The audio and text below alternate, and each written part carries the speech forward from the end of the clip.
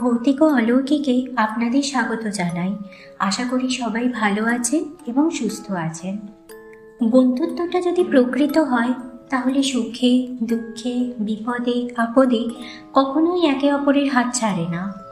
এইরকম কত সম্পর্ক রয়েছে যারা হাজার ঝড়ঝাপটা পার করেও অনেক বাধা অতিক্রম করেও একই রয়ে গেছে। এইরকমই এক বন্ধুত্বের ঘটনা আজকে আপনাদের সাথে শেয়ার করছি। আচ্ছা, প্রথমেই একটা কথা আপনাদের বলে রাখা ভালো যে কিছু ব্যক্তিগত কারণের জন্য ঘটনাটার জায়গা এবং চরিত্রের নাম বদল করে ঘটনাটা আপনাদের সাথে শেয়ার করব। তাহলে চলুন এইবার ঘটনাটা শুরু করা যাক। অস্মিকা এবং দেবলীনা দুজনই ছিল প্রাণের বন্ধু, যাকে বলে একেবারে হরিহর আত্মা। তাদের বন্ধুত্ব শুরু হয় ক্লাস 1 থেকে। ধীরে ধীরে তারা যত বড় হতে থাকে তাদের বন্ধুত্ব আরও গভীর হতে থাকে। তাদের মধ্যে এতটাই স্ট্রং বন্ডিং ছিল যে যে কোনো সিচুয়েশানেই তারা একে অন্যকে পাশে পেত।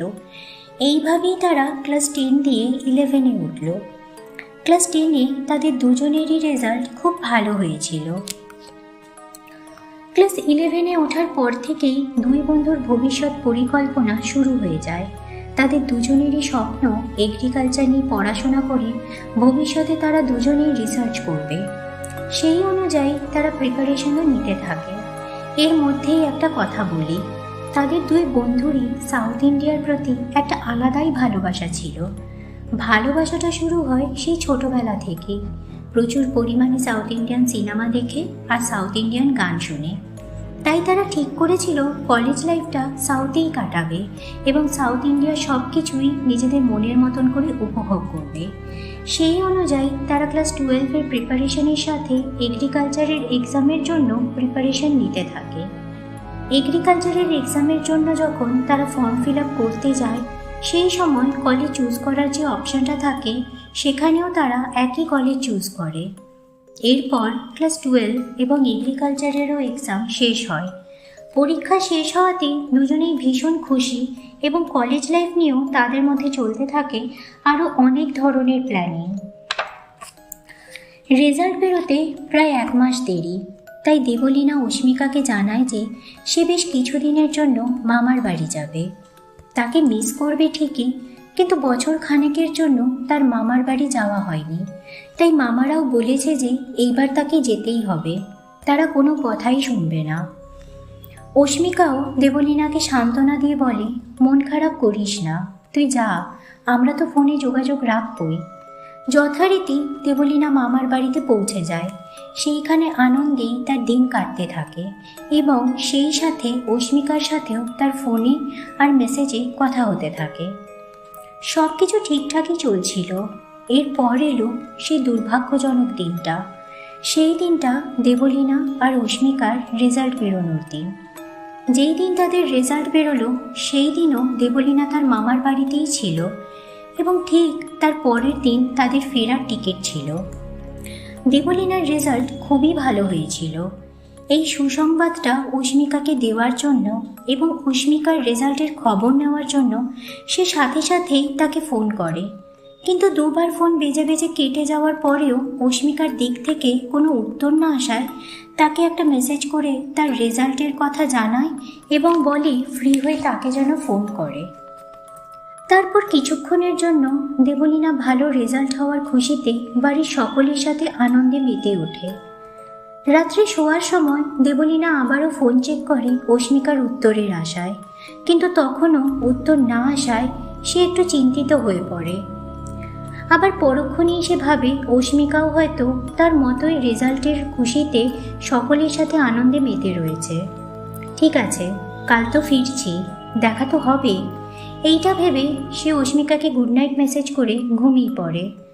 পরের দিন সকাল 10টায় ছিল দেবলীনাদের বাড়ি ফেরার ট্রেন, তাই সে তাড়াহুড়া না করে 8টার পর ঘুম থেকে ওঠে।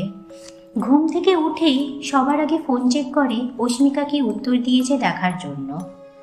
ফোন খুলেই অস্মিকার উত্তর পেয়ে সে খুব খুশি হয়। মেসেজটা ছিল, সন্ধ্যাবেলা আসিস, দেখা হবে। যথারীতি দেবলীনা বাড়ি ফেরে।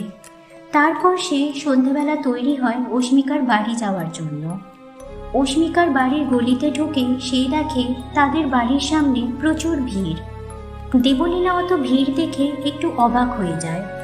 তারপর সে বাড়ির ভেতরে ঢুকতেই কান্নার আওয়াজ পায় এবং মনে মনে ভাবে, অস্মিকার ঠাকুমার কি কিছু হয়েছে? কারণ ঠাকুমা প্রায়ই অসুস্থ থাকতেন। এইটা ভেবেই সে তাড়াহুড়া করে বাড়ির ভেতরে ঢুকে আরও অবাক হয় এইটা দেখে যে অস্মিকার মা আর ঠাকুমা দুজনেই বসে কাঁদছে। দেবলীনা কিছু বুঝতে না পেরে এই দিক ওই দিক দেখতে থাকে।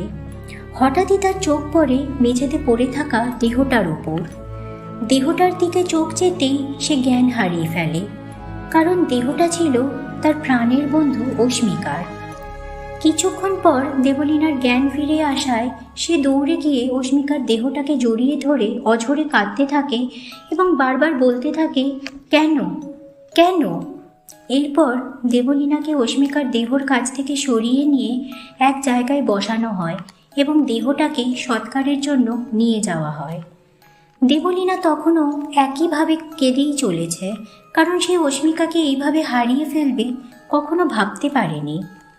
তাদের দেখা প্রত্যেকটা স্বপ্ন এইভাবে এক নিমেষে ভেঙে চুরমার হয়ে গেল, সেইটা সে কিছুতেই মানতে পারছিল না। ধীরে ধীরে সে অস্মিকার মৃত্যুর কারণ জানতে পারে। অস্মিকা নিজের রেজাল্ট নিয়ে যা এক্সপেকটেশন রেখেছিল, তার রেজাল্ট সেইটার ধারের কাছেও যায়নি।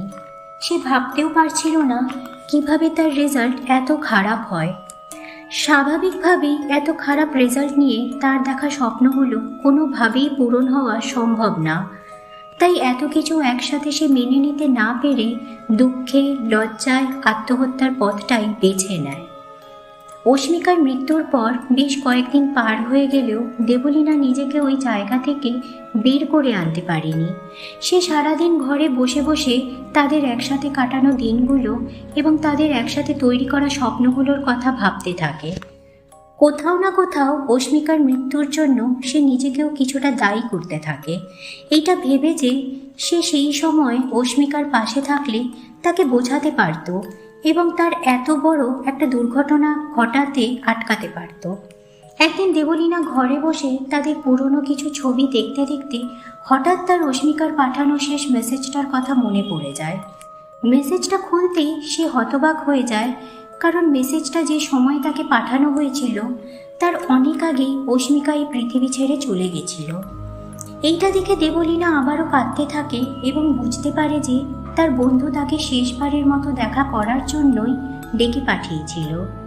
ধীরে ধীরে দেবলীনা স্বাভাবিক হলেও সাউথে গিয়ে পড়াশোনা করার ইচ্ছা তার আর থাকে না, কারণ সাউথে গিয়ে পড়ার ইচ্ছাটা তাদের দুজনেরই ছিল।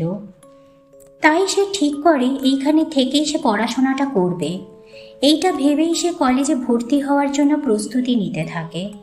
সেই দিন রাতে ঘুমানোর সময় সে স্বপ্ন দেখে যে অস্মিকা এসে তাকে বলছে, তোকে খুব মিস করছি রে, আমায় ক্ষমা করিস।